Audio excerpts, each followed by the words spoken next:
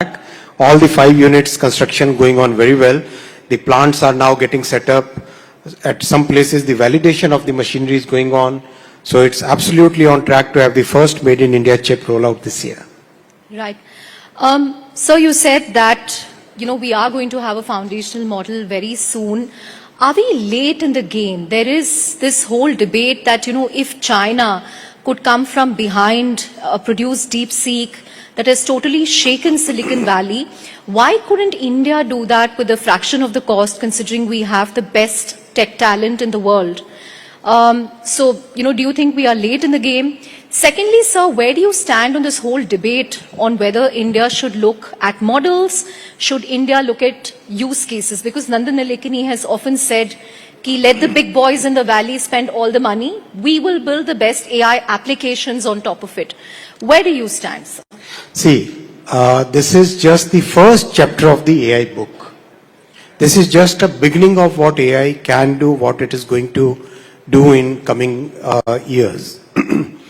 In the industrial world, we have been using AI for almost 20 years now.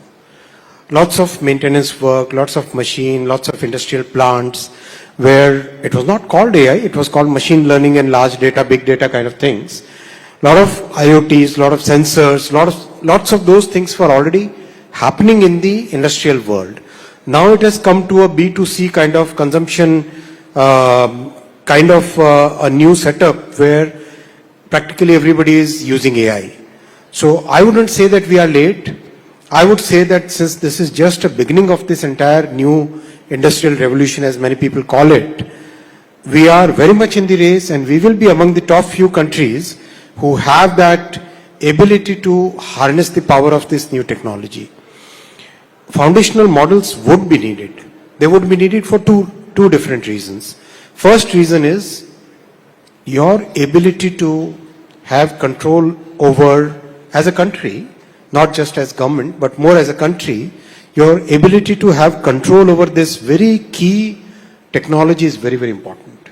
Just like it's very important to have your own telecom stack. Just like it's very important to have your digital infrastructure. Just like it is very important to have your own semiconductor manufacturing and design capabilities. Similarly, we must have the LLM within our ecosystem. Second reason is biases. Biases can be very dangerous. They can really play very negatively, play out very negatively. So it's very important to have the bias-free, diversity embracing, understanding the cultural context of our country, making sure that so diverse a country as we are, we should be able to have the AI understand that and be free from those biases. That's why it's important. So on social media, sir, there are issues around fake news, and there is also the DPTP bill which has been passed, which was passed by your government under your tenure. What is the time frame for operationalizing those rules, and when will we see the rubber hitting the road, as it were? See, the approach that we have followed, there are two things that we have meticulously followed. One, we decided not to make either the rules or the act very prescriptive. We wanted it to be very principles based. Now that's a very different approach from what the Western governments took, that approach. Their approach was very prescriptive, identifying the number of hours and all that kind of stuff, right? So we wanted it to be very principles based. Same thought process we are following in the rules. The second thing that we always followed was, we wanted the entire process to be very consultative. And because of that consultative process, for example, when we were drafting the law, I think we had more than 35,000 inputs from various stakeholders, and we used all those inputs to finally draft our bill. Same process we are following now. The consultation process is in its final laps. Most of the inputs that we wanted have already been received, and we should now be in a position to do the final draft. Right. In the last week, sir, there's also been this huge debate and discussion in the Indian startup ecosystem on the type of entrepreneurship that is coming out of India. You know, there is a view that India has done very well for itself. It's one of the biggest startup ecosystems in the world. But is there enough depth? Is there enough deep tech being built? Or are we stuck with gig workers, delivery apps, fancy cookies and ice creams? What is your view on this, sir? I think in our economy and our country, there is a space for practically everything. I must share with you that some of these startups are really working on very good, very key, very difficult technologies. For example, there is a startup, I wouldn't take the names, which is working on developing a chip. It's basically software. It's a fabless company, and their chip will be used in mobile. There are other companies which are working on variety of different semiconductor as well as AI technologies. There are more than 100 startups in IIT Madras itself, which are deep tech startups. So I think there is a space for all. Ultimately, what does a startup or an entrepreneur try to do? They try to solve a problem. So solving a problem in every space is required. Every sector is required. So I think in our economy, there is a space for all. तो जो लोग कहते हैं कि सरकार और क्या कर सकती है स्टार्टअप इकोसिस्टम को इंकरेज करने के लिए कि लोगों का इश्यूज हो रहे हैं, उस पे आपकी क्या प्रतिक्रिया रहेगी? देखिए, सरकार ने अपनी तरफ से बहुत बड़ा एक रोल प्ले किया है. 10 साल पहले अगर आप देखते हैं तो स्टार्टअप्स कितने 300-400 ही थे. आज 1.5 लाख से ज्यादा है. सरकार ने एक पूरा एक एनवायरनमेंट क्रिएट किया जिससे भारत एक 3rd लार्जेस्ट स्टार्टअप इकोसिस्टम बना है. सभी का रोल होता है. सर, कोई भी ताली एक हाथ से नहीं बजती है. सभी को अपनी अपनी तरफ से प्रयास करने पड़ते हैं. और मैं कहता हूं कि आज के स्टार्टअप्स में वो एनर्जी है, वो एक एंथुजियाज्म है, वो एक काम करने का जो जज्बा है वो है. And I am very happy with the way our startups are working on a variety of problems that they are trying to solve. Right. If I can slip in a question here about Elon Musk. You know, on the one hand, the government has sort of rolled out the red carpet with respect to Starlink. But on the other hand, we are also seeing a very fierce battle where Elon Musk's ex has sued the Indian government in court because of the Sahyog portal. As the nodal minister, where do you stand on this? Listen, this is not the first time that social media platforms have filed cases or suits against government. It's a very common thing, and ultimately every company, whichever company, has to work within the framework of the constitution and the framework of the laws that are passed by the parliament. Talking about social media, sir, do you think the scope of the broadcast bill needs to be widened to also look at influencers, content creators, considering what happened recently with the whole Ranveer Alabadia and Samay Raina episode? See, end of the day, we must understand that we are all living in a society. We are all living in a particular cultural context. We are all having friends, neighbors, children. Everybody is connected with each other. So we must, as users of technology, whether we are content creators or we are consumers of technology, we should understand what is our responsibility, and we should try to be, I would say, as a citizen or as a user, we should try and see what my own boundaries should be. I should be able to define that and work within that. Making, let's say, if you are in your own living room, 4-5 persons, those jokes would be very different from a platform where you are basically broadcasting to the entire world what you want to say. Then we must understand that we are living in a social context, and I would say that we should understand that as a social responsibility. Ashwini ji, आपकी सरकार ने make in India पर बहुत जोर दिया है. इस वक्त काफी अस्थिरता का दौर है ग्लोबल मार्केट्स में, और कई चीजों को लेकर काफी अनस्टेबिलिटी है, अनसर्टेनिटी है.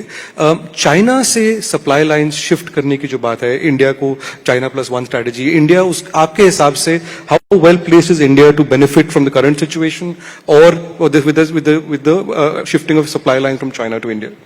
आप अगर पिछले 10 वर्षों की जर्नी देखो तो यू गेट द आंसर. इन 10 वर्षों में electronics manufacturing has grown 5 times. Electronics exports have grown 6 times.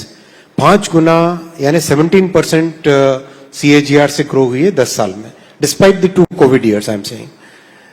Exports 20% plus CAGR growth हुई है, and it's increasing at the same pace or at a faster pace. अभी recently we announced the electronics component scheme. इससे पहले hardware, mobile phone, and the ecosystem is deepening so well. What gives more satisfaction is that many of the manufacturers are now setting up their design houses. There is one manufacturer who has set up a design team, and that design team has designed a laptop which they showed to me recently. Then I showed that laptop to one of the big IT companies ka CEO, and that CEO basically said that he didn't believe that this is made in India, this is made in Taiwan is what he said. And that is the kind of quality that our people are manufacturing and designing today. So that's a reality today, and that's going to grow. More than 400 companies are there which are there in the, I'm saying the major ones. There are many more smaller MSME units which are there, which are part of the ecosystem. So combine our stable policies that our Prime Minister has shown us a clear vision, the availability of design talent, and our focused way of implementing that policy, we are bound to grow in the coming days. Mr. Vaishnaw, you mentioned the scheme for electronic components. The Union Cabinet last week approved over about 22,000 crores of PLI for electronic manufacturing. Overall, as I understand it, across 14 sectors, about 1.6 lakh crore of investment will come in on through the PLI route. But how do you react to criticism by those like Raghuram Rajan, who argue that the PLI scheme essentially just subsidizes a whole bunch of foreign investors? See, I always take any criticism which comes very constructively, but what I would like to share with you is every country which got into electronics manufacturing, every country, take any name, they all started the same process, whether it is South Korea, it's Vietnam, it's China, it's Japan in the early phases after the Second World War. Most countries had a similar phase, and especially in the last 30-40 years, you start with manufacturing of the finished goods, then you go to the modules, then you go to the components, and we are exactly following that same trajectory. We started with finished goods, now we are into and we already do modules, now we are already in the component stage. The highest possible domestic value addition that any country has shown is in the range of 38% after 30, 40, 35 years of working in that sector. Within very small time span of 10, 11 years, we have already reached 20% plus. And we are going to double this in the coming 5 years. So it's a very systematic, methodical journey. And to the critics, I would like to point out, electronics manufacturing is today giving good, meaningful employment to 25 lakh people, and some of these employment, and a large number of this employment is for young women coming from rural areas where with very little education but very good, strong determination to make a difference, to work in sophisticated technologies. I like to give one example where I visited one of the factories, one of the plants. The girl was from a village of Bihar, and she said that when she goes back to the village, गांव जब वापस जाती है, तो गांव के प्रधान से ज्यादा इज्जत उसको मिलती है, क्योंकि जब वो बताती है कि मैं मोबाइल फोन मैन्युफैक्चर करती हूँ. It's a very touching human thing. That's an amazing anecdote, Mr. Vaishnaw. I just wanted to also ask you about phone manufacturers, right? So some of the biggest phone manufacturers in India are Chinese makers like Oppo and Vivo, more than Apple in India sales. So would they be eligible for PLI? There have been reports that the government has encouraged these companies to enter into joint ventures with Indian companies. How is this going to work? Listen, any country or any company which wants to come and work in India, they have full freedom to work, and companies generally prefer joint venture mode when they want to go up the learning curve at a faster pace. Ashwini ji, the Katra Srinagar Vande Bharat will be inaugurated by the Prime Minister in next 9-10 days or so. How symbolic is this in the idea of India, and also on the Vande Bharat project overall. At last count, करीब 136 Vande Bharat चल चुकी हैं. ये number कहाँ तक जाएगा? नहीं already 118 या उससे ज्यादा सर्विसेज ऑलरेडी चल रही है. 36 कहाँ? 36 136 में कह रहा था. हाँ 136 अभी चल रही है. And manufacturing is continuously happening. So I think that's and people like it. Some of the parameters Vande Bharat is actually better than some of the best trains in the country, as you are aware. Acceleration pay, noise level inside the train, the vibration levels. That's because the design has been done with lot of thought in it. देखिए कश्मीर और जम्मू को, श्रीनगर को और जम्मू को जोड़ने का, ये rail से जोड़ने का, ये एक बहुत बड़ा सपना है देश का. और इस सपने को प्रधानमंत्री श्री नरेंद्र मोदी जी ने अपनी बहुत स्ट्रॉन्ग संकल्प के साथ, this is a project which required tremendous tenacity, tremendous design work, lots and lots of engineering inputs were there. It's a very difficult project, but ये प्रधानमंत्री जी का पॉलिटिकल विल पावर है, पॉलिटिकल क्लैरिटी है, जिसके कारण ये प्रोजेक्ट कंप्लीट हो पाया. Ashwini ji, let me ask you about safety, क्योंकि जब जहां तक कवच सिस्टम की बात है, इसके बारे में कई बात होती है. जब इसका पहला टेस्ट हुआ था तो आप खुद बैठे थे उस इंजन में रेलवे बोर्ड के ऑफिशियल्स के साथ लास्ट मिनट तक. You sat there yourself. When do we expect the Kavach system to be implemented across the country and us to go to zero accident rates? बहुत significant progress हुई है compared to the period 10 years before.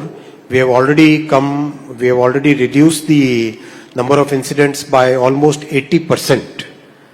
That is the improvement which has happened in the last 10 years, and that improvement is now significantly moving forward in a big way. Kavach ka that particular thing was the time when it was in its preliminary design phase. That was version 3.2. Obviously, when people are looking at a new technology, and that to a technology on safety matters, लोगों को थोड़ा doubt रहता है. इसीलिए मैंने कहा कि let me take that, make that as a personal example and take that risk and do that experiment, do that pilot myself. वो इसीलिए किया था. और उसका रिजल्ट भी अच्छा आया, because that gave lot of confidence to the teams which were working on the Kavach project. और अच्छी प्रोग्रेस है. अभी 10,000 लोगों पे लगाने का काम चल रहा है. अबाउट 15,000 किलोमीटर्स लगाने का काम चल रहा है. Many of the rich countries, they took about 20 years to cover their networks, and I think we should be able to do that in 6 years. Ashwini ji, last question. We are running out of time. So, the Prime Minister speaks about his vision for Viksit Bharat in 2047. Let me ask you, as a subset of that, your vision and the Prime Minister's vision for Indian Railways. 5 साल के बाद हिंदुस्तान की railways किस तरह की लगेगी? Railways में प्रधानमंत्री श्री नरेंद्र मोदी जी ने इतना क्लियर फोकस रखा है, और जो इसकी रिक्वायरमेंट्स जितनी भी थी, विशेषकर फंडिंग के बारे में, सेफ्टी के बारे में, टेक्नोलॉजी लाने के बारे में, प्रोसेसेस को चेंज करने में, इसमें बहुत अच्छा एक मार्गदर्शन मिला है, बहुत अच्छा एक नेतृत्व मिला है, जिसके कारण we are already in a very, railway is actually transforming. In the coming 5 years, 3 major things will happen. First, from where we are today, safety will improve even more significantly. We have already reduced number of incidents by 80%. I think there will be a further reduction of 80% going forward. Second, the capacity is going to increase substantially. This साल we became the second largest cargo carrying railway in the world. We left, now it's basically top 2 countries में हम आ गए already, and that will again further go up because railways is the most environment friendly mode of transportation. That will go further. Third, a lot of new technology trains, beginning with what Vande Bharat did. Vande Sleeper है, नमो Bharat train है, Amrit Bharat train है, bullet train आ रही है. तो ये सब की सब एक टोटली एक नए तरीके की टेक्नोलॉजी के ट्रेन्स आएंगे. Fourth, the infrastructure will improve substantially with the stations getting rebuilt. Today we are doing the world's largest station redevelopment program. 1,200 stations पे अभी as we speak काम चल रहा है, और within a month's time frame, Honorable Prime Minister will be inaugurating 100 stations in one go. So उस तरह का काम चल रहा है. If you can allow me 2 quick questions. How do you use AI every day? Is there an AI chatbot that you like? What kind of questions do you ask? Bad question to ask. You ask OpenAI, how does Ashwini use it? So let me ask you another question. I'm told, work a very long day. You have many, from 9 o'clock till 11:30, 12 at night. What is your view on what does your staff think about this idea of a 90-hour week? I think you should ask the staff. What do you think about it? No, I think our Prime Minister has set a very good example before us. He works very hard, and when we have to take our country to a totally new level, there is no option but to, and it's a personal choice. Each one should make, each company, each organization should make their own choices. For me, I think there is no substitute to hard work. So, Ashwini ji, coming back to railways, in terms of the AC class, the numbers show that the percentage of that in passenger revenues बहुत बढ़ गया है. इसमें मैं बहुत clear आपको कहता हूँ. Throughout our history, it has been a 2/3, 1/3 history, as in the recent history of 20-25 years. 2/3, 1/3 का ratio रहता है जी. AC और non-AC का. That ratio has actually increased now. Now it is 70% non-AC coaches, 30% AC coaches. When you look at the number of seats which are available, it is 82% non-AC and 18% AC. देखो, विपक्ष वो जो एक narrative बनाने की कोशिश करता है, उसमें आप मत जाइए. आप look at the data, and I've placed this data before the parliament also. In terms railway बहुत स्पष्ट है. रेलवे इस पूरे इनकम पिरामिड में very clearly low income, middle income. That is where our focus is. Low income or middle income families के लिए to provide a good, affordable, and we are the most affordable railway service in the entire world. Compared even to our neighbors Pakistan and Bangladesh and Sri Lanka, we are at least half or sometimes 1/4 the price that they charge. So providing affordable and safe transport to our middle income families and to our low income families, that is what our priority is. Very clear, absolutely laser sharp focus. Thanks very much, Mr. Vaishnaw. Thanks, and that brings us to the end of this session. A big hand for Mr. Ashwini Vaishnaw. Thank you very much, sir. Thank you very much. Thank you, Mr. Vaishnaw.